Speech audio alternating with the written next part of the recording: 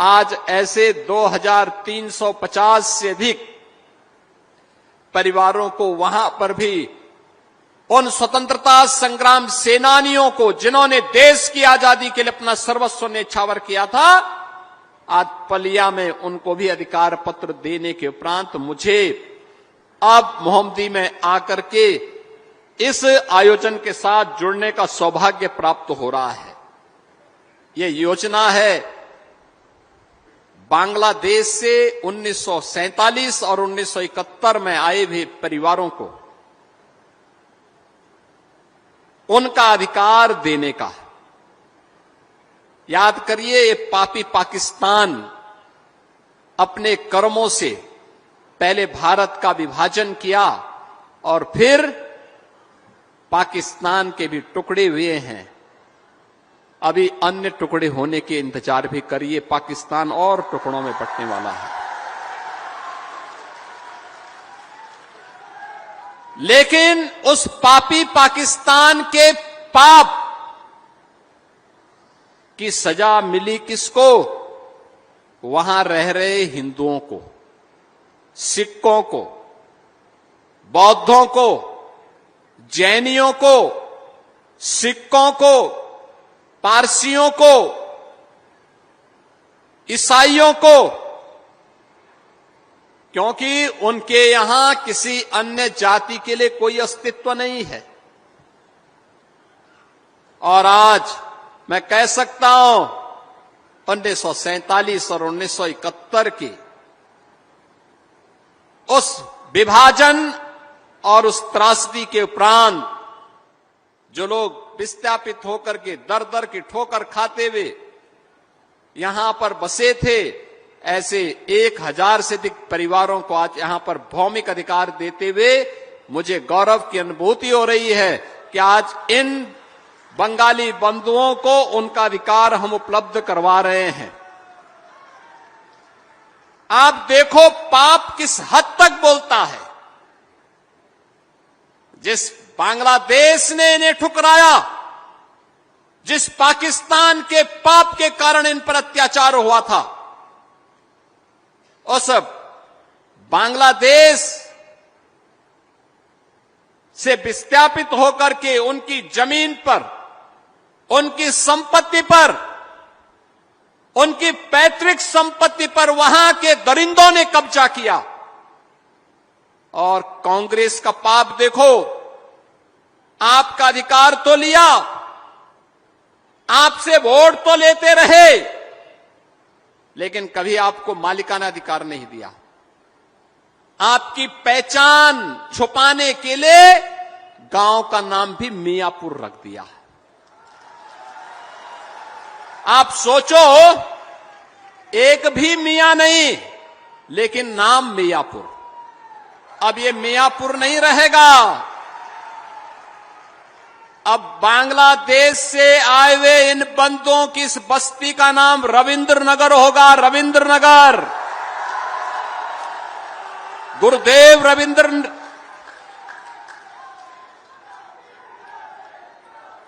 बहनों और भाइयों, भारत को राष्ट्रगान देने वाले गुरुदेव रविंद्रनाथ ठाकुर के नाम पर अब आपकी पहचान होगी रविंद्र नगर के रूप में। बंगाल की भूमि तो भारत की आध्यात्मिक और विरासत की भूमि है। भारत को राष्ट्रगान गुरुदेव रविंद्रनाथ ठाकुर ने दिया और भारत का राष्ट्रगीत भी बंकिम चंद्र चट्टोपाध्याय जी ने दिया। यह वर्ष राष्ट्रगीत वंदे मातरम के 150 वर्ष पूर्ण होने का वर्ष है। और इस वर्ष में आपको अपने जिस जमीन पर आप आज से दशकों पहले आकर के बस रहे थे, लेकिन मालिकाना अधिकार नहीं मिला था, आज ये मालिकाना अधिकार उस भूमि का आपको प्राप्त हुआ है।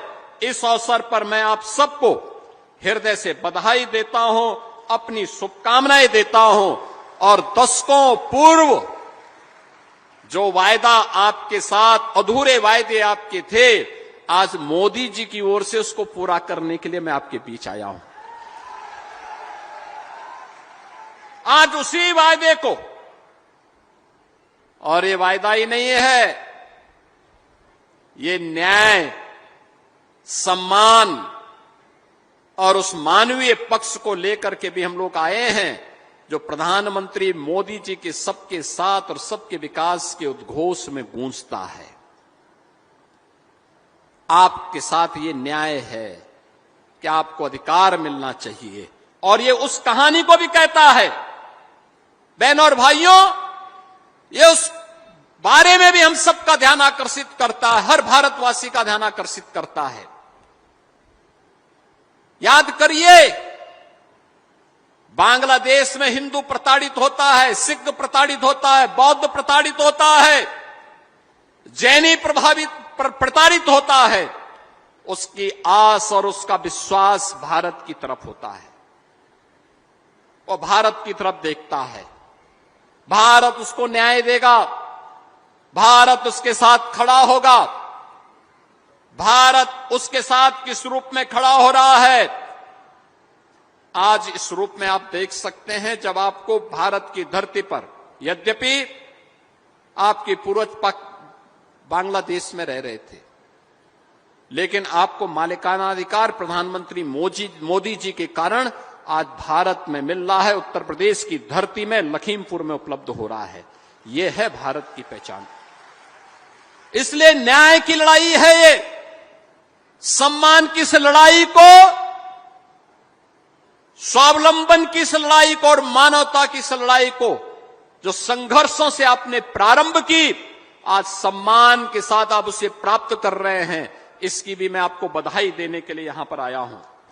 बहनों और भाइयों, ये नए भारत का नया उत्तर प्रदेश उसी संवेदनशीलता, प्रतिबद्धता और उसी सुशासन की एक नई पहचान बन रहा है।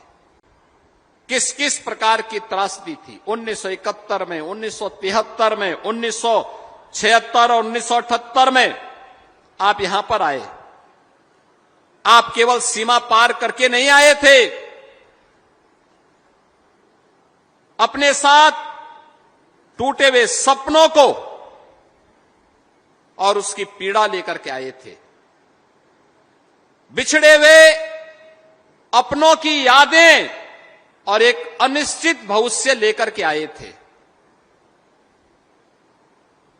आपने अपना घर छोड़ा, अपनी मर्जी से नहीं, आपको अपना घर छुड़वा दिया गया, क्योंकि उन दरिंदों ने आपके घरों पर कब्जा कर लिया था, जो आज भी बांग्लादेश में हिंदुओं की निर्मम हत्या कर रहे हैं। उन्हीं लोगों ने आपकी प्रॉपर्टी पे कब्जा किया था।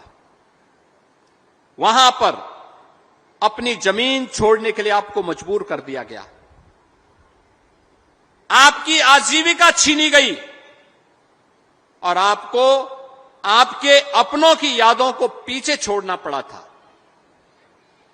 मैं देख रहा था यहां पर, लेकिन इस सब के बावजूद एक आशा थी कि भारत में ठौर और ठिकाना मिलेगा, भारत में सम्मान मिलेगा।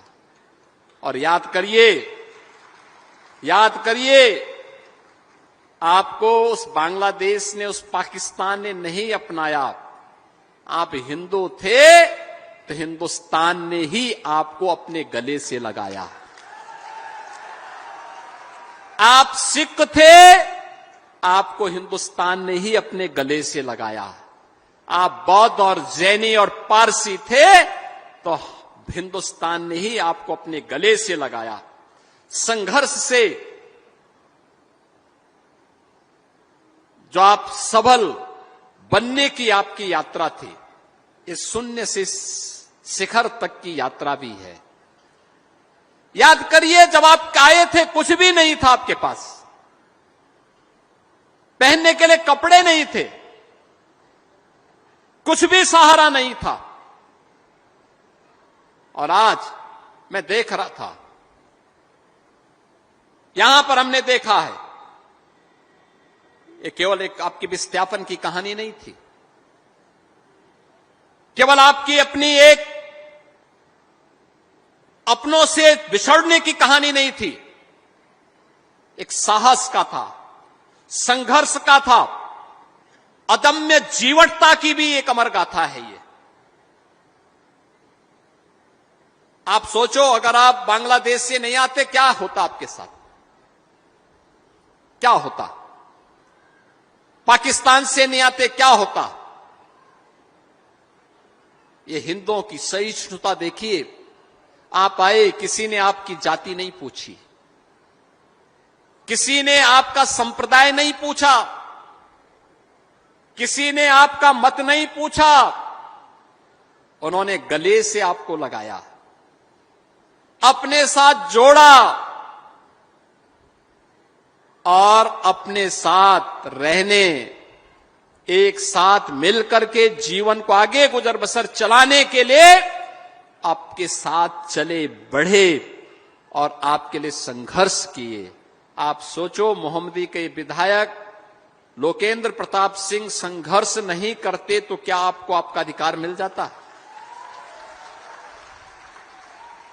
नहीं मिल पाता। वायदे लोग करते हैं, वे अधूरे वायदे कांग्रेस ने किए होंगे, समाजवादी पार्टी ने किए होंगे।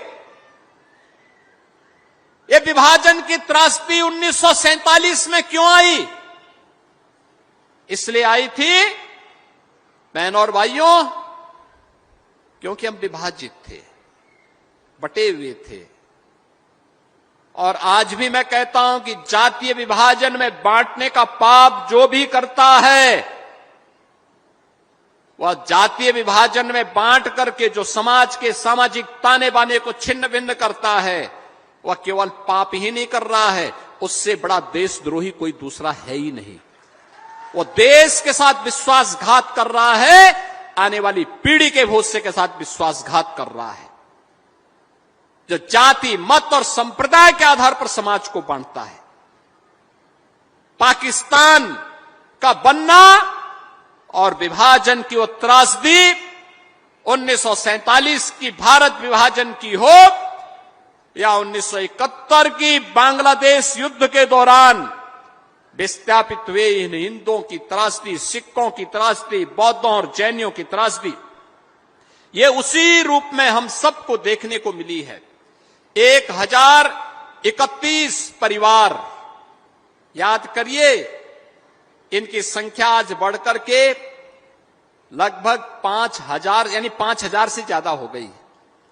5000 से अधिक परिवार यहां पर, लोग यहां पर रहते हैं।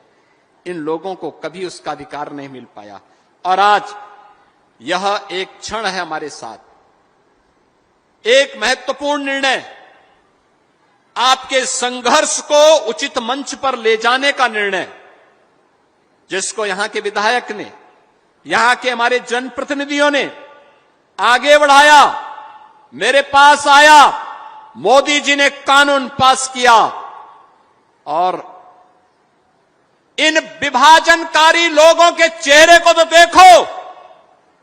जिस सिटीजनशिप अमेंडमेंट एक्ट के अंतर्गत आपको हमें अधिकार प्रदान कर रहे हैं, इसका विरोध कांग्रेस ने भी किया था और समाजवादी पार्टी ने भी किया था।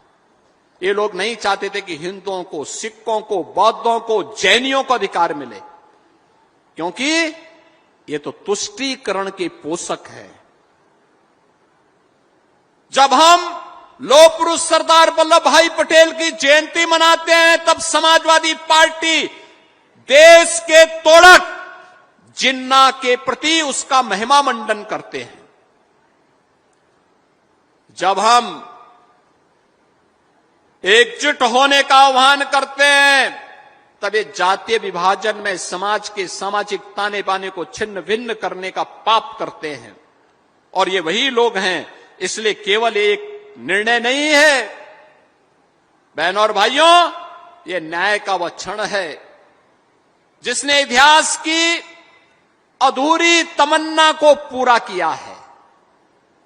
वह क्षण आया है। आने वाला समय जब कभी पूछेगा कभी कि बंगाली बोलने वाले इतनी बड़ी संख्या में लोग कहां से आए हैं और उस समय बताना फिर। यानी ये लोग अपनी भूमि को इनको विस्थापित किया गया, लेकिन लखीमपुर ने उन्हें अपनाया है, उत्तर प्रदेश की धरती ने उन्हें अपनाया है। आज पसीने को उसका अधिकार मिला है। बहनों और भाइयों, जो पसीना इन जनप्रतिनिधियों ने बहाया है, जो संघर्ष आपने किया है, उस संघर्ष को संबल मिला है, क्योंकि पसीने को अधिकार दिलाने का काम हमारे जनप्रतिनिधि किए हैं। परिश्रम को परिणति तक बदलते हुए आप अपनी आंखों से देख रहे हैं। संघर्ष उसकी पहचान को मिल रही है और आपके भविष्य को अब एक स्थायित्व मिला है। अब कोई आपको यहां से विस्थापित नहीं कर सकता, क्योंकि मोदी जी के सिटीजनशिप अमेंडमेंट एक्ट ने, नागरिकता संशोधन विधेयक ने आपको अधिकार दे दिया है। यह अधिकार दे दिया है। ये कांग्रेस, ये समाजवादी पार्टी, ये टीएमसी इसका विरोध करती थी। ये कहती थी ये कानून नहीं बनना चाहिए। हमने तो उस समय मोदी जी ने कहा, याद करिए 2019-20 में कितना लंबा संघर्ष चल रहा था। दिल्ली में महीनों महीनों सिटीजनशिप अमेंडमेंट एक्ट को लेकर के धरना प्रदर्शन कर रहे थे। इसके विरोध में सड़कें जाम थी। शाहीन बाग में महीनों महीनों तक कांग्रेस, सपा, टीएमसी और उनके लोग धरना प्रदर्शन करके इस कानून में बाधा पैदा कर रहे थे। लेकिन मोदी जी हैं कि हटने वाले नहीं पीछे। वे हटे नहीं, डिगे नहीं। उन्होंने कहा यह अधिकार हिंदुओं को, बौद्धों को, सिखों को, जैनियों को प्राप्त होना ही चाहिए। और आज उसी की बदौलत हम लोगों ने निर्णय लिया और आज ये अधिकार पत्र हम आप सबको यहां प्रदान कर रहे हैं। अब आप बहनों और भाइयों अपनी जमीन के वास्तविक मालिक बन गए हैं। अब आपको सुरक्षा की गारंटी मिल गई। एक सुरक्षित और स्थिर जीवन की एक गारंटी मिल गई है और यही मोदी की गारंटी भी है। आपके बच्चों के भविष्य को एक सुदृढ़ नींव मिल गई है। कोई उन्हें वंचित नहीं कर सकता, भगा नहीं सकता। अब कोई आपको बांग्लादेशी नहीं बोलेगा, बांग्ला भाषी बोलेंगे, क्योंकि बांग्ला भाषी भी भारत का नागरिक है। और यह अधिकार आज आपको प्राप्त हुआ है। बहनों और भाइयों, ये डबल इंजन की सरकार जो कहती है हर हाथ को काम, हर नागरिक को अधिकार, सरकार के उसी विजन को आगे बढ़ाने के लिए, हर परिवार को सम्मान दिलाने के लिए आज हम लोगों ने उन कार्यक्रमों को आगे बढ़ाया है। आज जब यहां पर हम लोग आए हैं और सचमुच में देख रहा था यहां पर इन परिवारों को उनका हक मिला है। आज ये सभी बांग्ला भाषी परिवार पूरे आत्म गौरव के साथ, सम्मान के साथ न केवल अपने वर्तमान को बल्कि भविष्य को भी, उस सुनहरे सपने को आगे बढ़ने का पूरे अभिमान के साथ आगे बढ़ सकते हैं। 1947 हो या 1971, किस प्रकार की मजहबी कट्टरता ने हिंदुओं और सिखों के सपनों को चकनाचूर करने का काम किया था, किस रूप में किया था। लेकिन अब कोई आप पे अत्याचार नहीं कर सकता, ये हम तो गारंटी दे सकते हैं। अब कोई तुष्टीकरण के नाम पर आपको बहका नहीं सकता है और अब कोई आपके मोहल्ले का नाम गुलामी के प्रतीकों के आधार पर भी नहीं रख सकता है। अब नहीं रख सकता है। अब आपकी पहचान को कोई समाप्त नहीं कर सकता है। हम लोगों ने विभाजन एक था, लेकिन न्याय दो तरह का। बहनों और भाइयों, वो दो तरह का न्याय था। आपको सही मायने में न्याय नहीं दे पा रहे थे। क्या हुआ? पाकिस्तान बना, हिंदुओं का नरसंहार हुआ, सिखों का नरसंहार हुआ। बांग्लादेश बना, फिर हिंदुओं का नरसंहार हुआ। लगातार आप देख रहे हैं, न कांग्रेस बोलती है, न समाजवादी पार्टी बोलती है, न टीएमसी बोलती है, इन सब के मुंह सिले हुए हैं, क्योंकि मरने वाला हिंदू, सिख, बौद्ध और जैनी है।